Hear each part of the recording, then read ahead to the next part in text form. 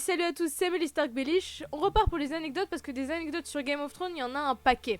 Et oui, je vous ai entendu la dernière fois, je vais essayer de faire des meilleures transitions. Vous me direz si c'est mieux et je m'excuse d'avance pour la prononciation des noms d'acteurs, je fais de mon mieux. Bref, bonne vidéo. La scène où le roi Robert arrive à Winterfell en saluant les jeunes Stark est improvisée par l'acteur Mark Haddy. Robert Baratheon ne s'est jamais assis sur le trône de fer. Après la scène de son exécution, Sean Ben, je n'en sais rien, qui joue Ned Stark, a joué au foot avec la fausse tête de son personnage. L'endroit où a été filmée la prison des Aériers est en fait le parking en face du bâtiment pour les castings. Lord Snow, l'épisode 3 saison 1 et The Bear and the Maiden Fair, l'épisode 7 saison 3, sont les seuls épisodes où il n'y a pas de mort, et oui, c'est possible. Nico Jack Coster-Waldau a improvisé le moment où il faisait au revoir à Qyburn avec sa main en or. Michelle Clapton, la costumière de Game of Thrones, s'est inspirée des vêtements de Jimi Hendrix pour faire les costumes d'Oberyn. La mort d'Ygritte est un des seuls rares moments où le ralenti est utilisé dans la série. La scène où Sansa et Theon s'échappent de Winterfell est la première scène qui a été filmée pour la 6ème saison. Après le tournage de l'épisode 5 saison 6 The Door, Christian Nams qui joue Hodor a emporté un bout de la porte en souvenir, voilà de quoi vous rendre encore plus triste.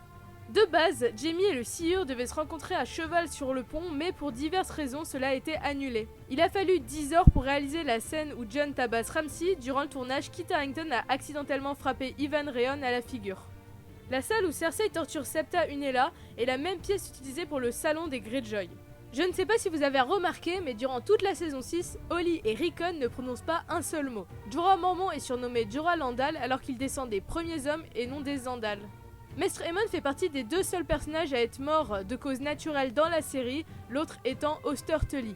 Le dernier livre de la saga se nommera A Dream of Summer, mais de base, George R. Martin voulait l'appeler A Time for the Wolf.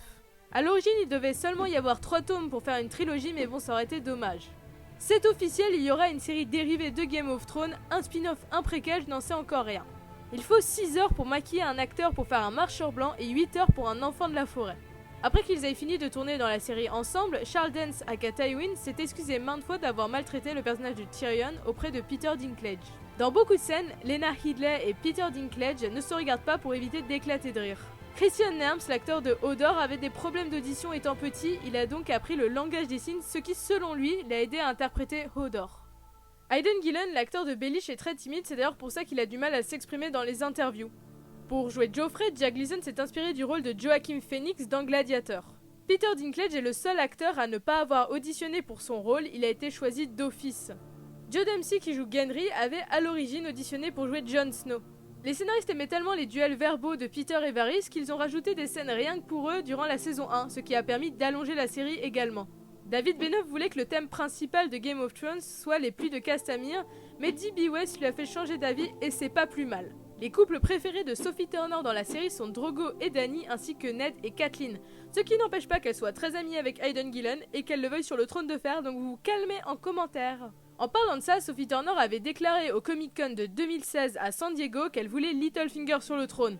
En plus que tout le monde l'a eu dans le public, beaucoup de fans l'ont beaucoup dénigré pour ça, mais shame on you, Sophie Turner c'est The Queen donc chut. I think I want Littlefinger on the throne. I just think it'd be...